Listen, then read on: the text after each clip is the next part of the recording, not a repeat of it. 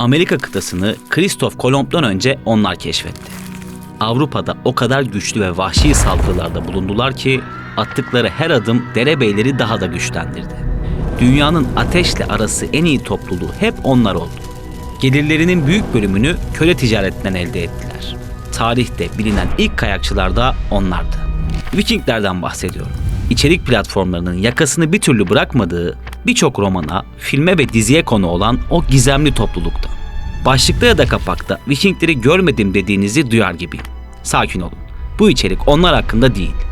Vikinglerin 8 ve 11. yüzyıllar arasında hüküm sürdüğü Norveç'i konuşacağız. Bana güvenin, Norveç'in hikayesi de en az Vikingler kadar ilgi çekici. Çünkü bugün refahla, başarı ve zenginlikle anılan ülke bundan yaklaşık 60 yıl önce dünyanın en fakir ülkelerinden biriydi. Peki gerçekten büyük bir tesadüf bir ülkenin kaderini ne kadar değiştirebilir? GZT'nin çok neti, filmlere konu olacak kadar enteresan öyküsü için yaklaşık 4000 kilometrelik bir yolculuğa çıkıp Norveç'e varıyor. Norveç'i konuşmaya başlamadan hemen önce 500 bini aşan YouTube ailemizi 1 milyona taşımak için abone olmanızı rica ettiğimizi hatırlatalım. Bence pişman olmayacaksınız. Neyse, başlıyoruz. 19. yüzyılın başlarında Danimarka'ya bağlı olan ancak kaybedilen Fransa Savaşı sonrası İsveç'e bırakılan Norveç, tarih boyunca hep büyük çalkantılarla ve değişimlerle anıldı. İsveç yönetiminden memnun kalmayıp birçok kez ayaklanan ülke, nihayet 1905'te bağımsızlığını resmen ilan etmeyi başardı. Her şey iyi gidiyor dedikleri anda işler yine karıştı. Birinci Dünya Savaşı'nda tarafsız kalabilen Norveç, İkinci Dünya Savaşı içinde aynısını yapmayı denediği sırada Nazi Almanyası'nın saldırısına uğradı. Norveç ordusu uzun süre dirense de yaklaşık 3 ayın sonunda teslim olmak zorunda kaldı.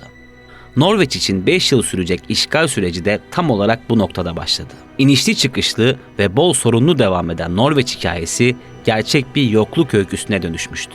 Derken 1960'larda bir şey oldu. Ve ülkenin kaderi baştan sona değişti. Norveç bugün en az çalışan insanların ülkesi olarak bilinmesine rağmen dünyanın en zengin ülkelerinden biri konumunda. Peki 1960'larda ne oldu?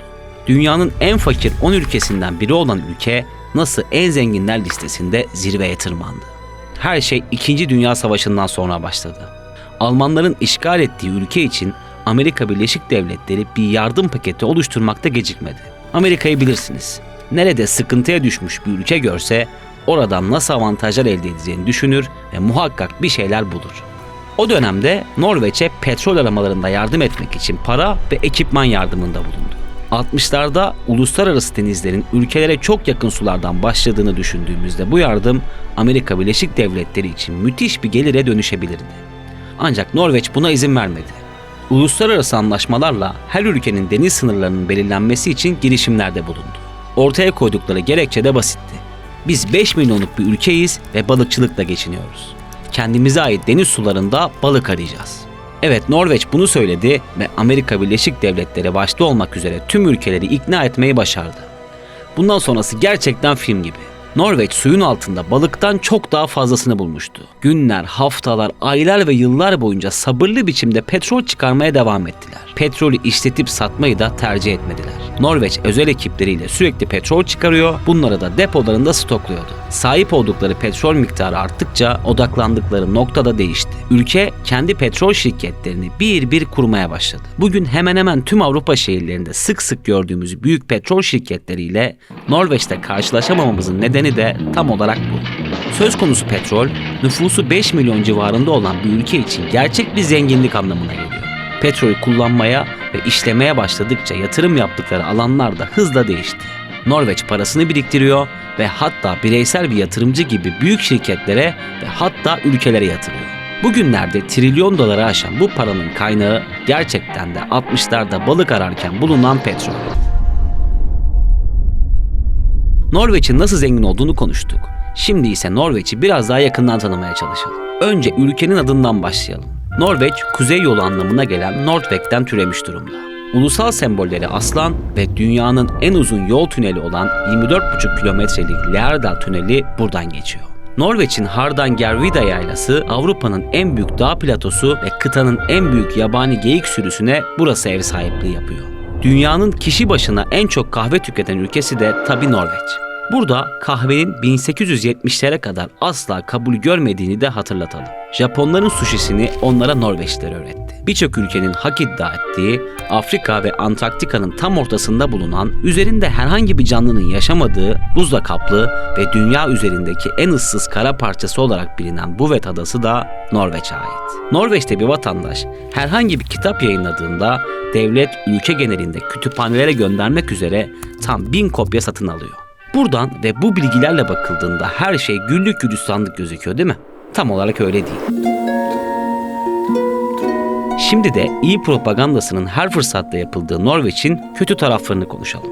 Ülke genelinde en çok şikayet edilen şeylerin başında çöpler geliyor. Görevliler çöpleri 2 haftada bir topluyor. İnsan gücü gerektiren hemen her iş Avrupa ortalamasının çok üzerinde bir fiyatla ancak yapılabiliyor. Bozulan bir musluğun tamiri için yüzlerce euro harcanması gerekebiliyor. Herhangi bir evrakı çıktı almak, hastaneden pasta temin etmek ya da tıraş olmak Norveç'te gerçekten çok da kolay olmayan işler. Çalışma saatleri için tutturulan farklı standart birçok insan için yaşamı zorlaştıran etkenlerin başında geliyor. Dışarıda sağlıklı yemek bulmak da gayet zor. Her 10 restorandan 9'u pizza ya da hamburger temalı. Eve yemek servisinin ise neredeyse hiç olmadığını söyleyelim. Dünyanın en pahalı toplu taşıma araçları da Norveç'te. Norveç'in parası çok olduğu için neredeyse ücretsiz hale getirdiği sağlık sistemi pratikte oldukça başarısız işliyor. Özellikle tatil dönemlerinde doktor bulmak gerçek bir işkence. Temmuz ve Ağustos aylarında ülkeyi komple kapatıp tatile gittiklerini söylesek yanılmış olmayız. Devlet kurumları dahil çok sayıda yer yazın bir anda işlevsizleşebiliyor. Evet, Norveç'in tarihinden başlayıp zenginlik serüvenini konuşup iyi ve kötü özellikleriyle turu tamamladık. İçerik için araştırma yaptığım sırada şehirlerinden yemek kültürüne kadar geniş bir yelpazede çok sayıda yorum ve bilgiyle karşılaştım. O yüzden bu çok neti bir editör yorumuyla bitireyim istiyorum. 60 yıl bir insan için çok uzun bir süre gibi gözükse de ülkeler söz konusu olduğunda birkaç dakikadan farksız.